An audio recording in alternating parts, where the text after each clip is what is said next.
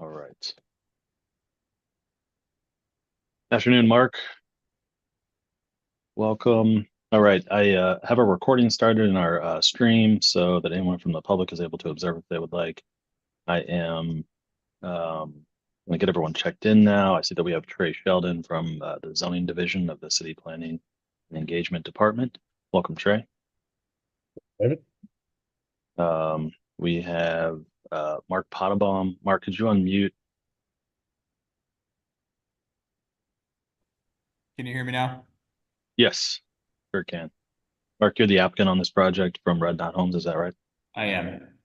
Okay, welcome. And it's like we also have Lindsay Dressman and Patrick Donnelly. To Ms. Dressman and Mr. Donnelly, are you going to be providing any testimony here today, or are you just here to observe? I'm here to observe. Same here. Okay, great. So I think, Mr. Pottebaum, are you ready to proceed? Or are you waiting on anyone else? No, we can proceed. Okay, great.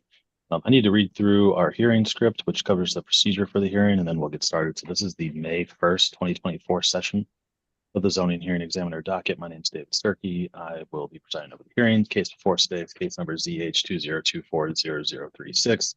That's 3954 Feemster Street. The purpose of this hearing is to allow applicants and any potential opposing parties to testify and to offer and refute evidence and testimony. This hearing will follow the rules found in the zoning code and supplemental rules of the zoning hearing examiner. All testimony and evidence that an applicant or any potential opposing party wishes to offer must be presented at this hearing. The hearing will proceed as follows. The applicant's attorney, or the applicant's agent will first present the applicant's case. If there were anyone here from the public that wanted to testify, they would have an opportunity to speak after the applicant has presented its case. I'll hear from the zoning division and Trey Sheldon. In the event that any party testifies or offers argument in opposition to this application, the applicant will have an opportunity to respond to that testimony in opposition. And then finally, the applicant will have an opportunity to make any closing statements. After all presentations have been made, I will close the hearing. Decisions may be expected within 2 weeks. I may limit or exclude any testimony that I deem irrelevant or outside the scope of the application being considered. In the event of any technical difficulties with the Zoom technology, I'll do my best to troubleshoot those on the fly. But to the extent there is some defect that prevents us from meaningfully going forward with this hearing, I may continue or postpone hearing at my discretion. Okay, I'm going to swear in Mr. Sheldon, Mr. Pottebaum. If you could raise your right hand. You solemnly swear the testimony you shall give will be the truth, the whole truth, and nothing but the truth. Yeah. Anyway, Okay, great. Mr. Pottebaum, you ready to start? sure. The floor is yours. I'll be quick. We submitted application to build a single family home on the site, which is, I'm looking at 3948 Feemster Street. The house conforms. Mark, let me stop you there. Sorry. What was the address on that again?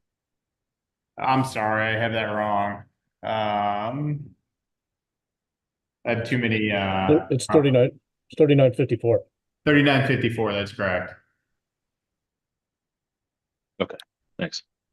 So the house complies with the maximum building envelope in terms of height, front setbacks, rear, side setbacks. We are asking for relief, just like every other house on the street, for a greater than 8-foot cut, which is required, which is a limitation in the Hillside Overlay District. The cut that we propose is pretty much identical to the houses on the street, and certainly to the house to the left and to the right of this home that we propose. This cut, very similar with cut, was previously approved by zoning through this same process over 2 years ago. However, that decision has sunset or expired. So that's why we're coming back in front of you today to try to get this approved so that we can build a new home there. Gotcha. So this property has already come through the variance hearing process and was approved. Yeah, it's ZH 2020 0141. 0141. Yeah, now if you pull up the zoning staffing report from which was from let's see, he wrote this report. Yeah, same person, Henry Sheldon. Um, there is a depiction of the structure, which is very similar to what we're building today. Now I think the ultimate decision back then was to give relief for I want to say, I'm looking at it right here. I think a 15-foot cut. However, maybe Trey can speak to this a little bit better. I believe we're counting how this cut is a little bit differently today in terms of we were in the past we counted, we being zoning staff and the applicant counted the largest cut at the back of the property, whereas now we're taking the elevation from the very first cut at the front of the property all the way to the back, and thus the number is a little bit greater than it was presented back in 2020. Trey, do you want to comment on that at all? I think the relief was for all of these, that's the amount of relief needed. I think not the, if it was misstated, what it basically is the amount of relief needed, not the total excavation and fill. It's, these numbers should be basically the total excavation and fill, cumulative excavation and fill -8. So in this instance, I think it's 14 that they need, the relief for, and most of them along here have had a very similar, in that range, 14 to 16 feet of relief from the total cut and fill. I was wondering about that, and if Trey, if that was the case, because the relief back in that case was 17 feet, which would be a 25-foot cut. Yeah, which might have been That slightly makes deeper. sense. I'm seeing the cumulative excavation and fill at 17 feet back then, and now as cumulative excavation and fill 22 feet. As like the total cut having a 5-foot difference there, not the relief. But I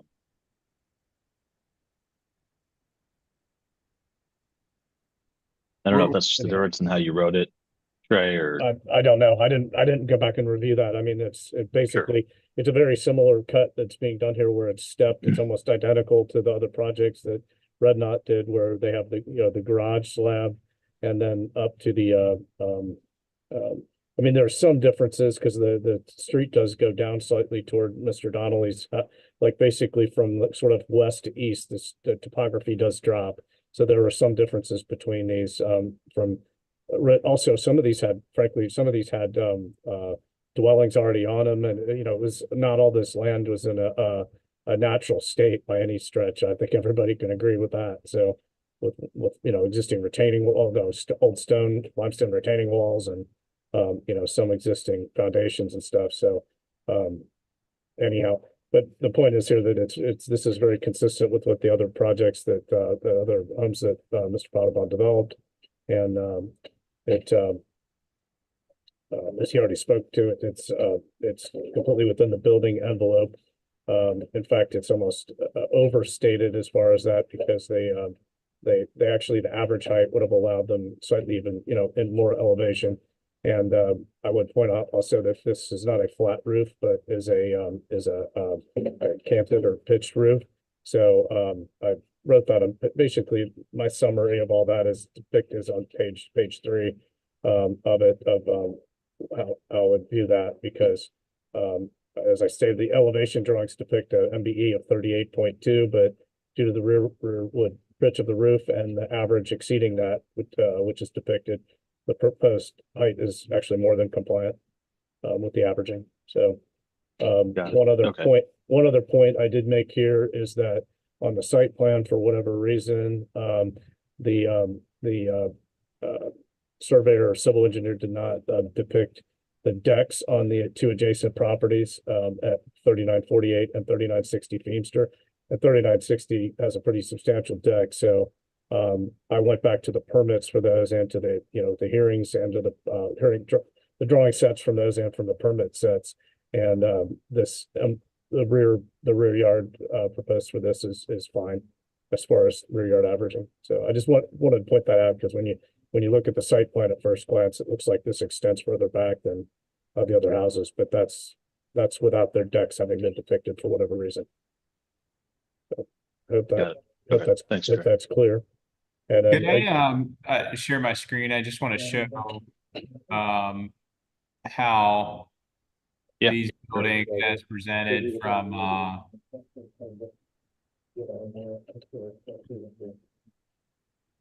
so can you see that my screen, which is this house with some blue lines on it? I can. Yeah. Okay. So what this is the zoning staff report from 2020. That's the application that I just referenced. So this is for lots lot 4 here. It has this drawing in here showing the cut. So essentially it's a garage. You step up in the foundation and then it has a rear wall, which I think is around 10 foot. They're showing the cut from the prior grade. I'm moving over now and let me see. Can you see the new set of plans here? Yes. Okay, so this is the home being proposed, very similar. 10-foot tall wall in the back, steps up the foundation. Like Trey pointed out, it does not have a pitched roof like the other one did, but the cut itself is almost identical. Got it. And we would actually go to the midpoint of the roof here, not to the front of it. So it actually completely, by the time you add in the true average of the adjacent approved buildings, and you consider the midpoint of the roof, this is more than clear. I mean, it's below the MBE. Yep. As far as height, I hope that makes sense. It does. Yeah. Yeah. Similar to other homes and other designs on the street, and like those, also doesn't create any cliff-like vertical slopes or excessively high retaining walls, anything like that. No, the grade will match up exactly to the house on the left and the right. Remind me, is there any mature vegetation over there that needs to be removed No. Mm-hmm. at this point? Okay. The only vegetation really around there, David, her recollection is that when Patrick first did this project, they acquired part of the land from the city. The understanding was that would get planted up above there, up toward Columbia Parkway. So there's a strip of that where some native like staghorn sumac and stuff I can't remember all the list of it, but they put in some native saplings and stuff back in there, and that it was understood that would be vegetated back there, and that once those grow into maturity, hopefully they'll serve to screen this both for those driving on Columbia Parkway and for people who are in their home here, as far as traffic on the parkway. So it should be mutually beneficial. Okay. Sorry, Mark, anything else you wanted to add? No. Okay. All right. And let's see. Yeah, that's all the questions I have. So let's leave, unless Trey, you want to add anything else? Just it's super comparable to what else has been built there, and doesn't need any relief as to the maximum building envelope at all. And as Mark pointed out, the stepping's almost identical to the previous ones to do it. He's done multiple different steps here. He had 3 different step ups. So that's how it's supposed to be done. So. Yeah, great. Let's leave it at that. I've had a chance to review the application materials. This has got to be the 8th or 9th now that I think I've done along this street as this gets developed, and so I'm very familiar with the area. I think based on all of that, based on the staff report, and based on the testimony that I've heard here today, I'm going to approve the application. I need to formalize that approval in a written decision. As you know, Mark, that typically takes about 2 weeks. soon as I finish that, I'll put it into a PDF and email it to you as soon as it's complete. Let's see. If you have any questions in the meantime or want a status update on the decision, just feel free to reach out. I'm happy to provide that to you. Any questions about anything? No, How many more are left on? How many more lots are left on Feemster? Does anyone know that? well, it's the last one I'm building. I think there's one or two others to be built. I Okay. think that's right, because we just had the one that Heather Estridge designed that's next to Mr. Donnelly's that just came through, so there should probably be only like one other lot, and I know Patrick's he's dotting all the i's and crossing the t's on his plans for There'll be his, for his four home. total from here on out. So it's there? Mark, mine, what Oh, two others. Brian's, yeah, so four all in left to be built. Got it. Okay, but 2 of those 4 have already come through here, right? Including this one. Correct. Yeah. So 2 more to go. Gotcha. All right. Well, unless there's any other questions, I think we'll leave it at that. Okay, thank y'all. Thanks, guys. Have a good one. We're adjourned. Good evening, everybody.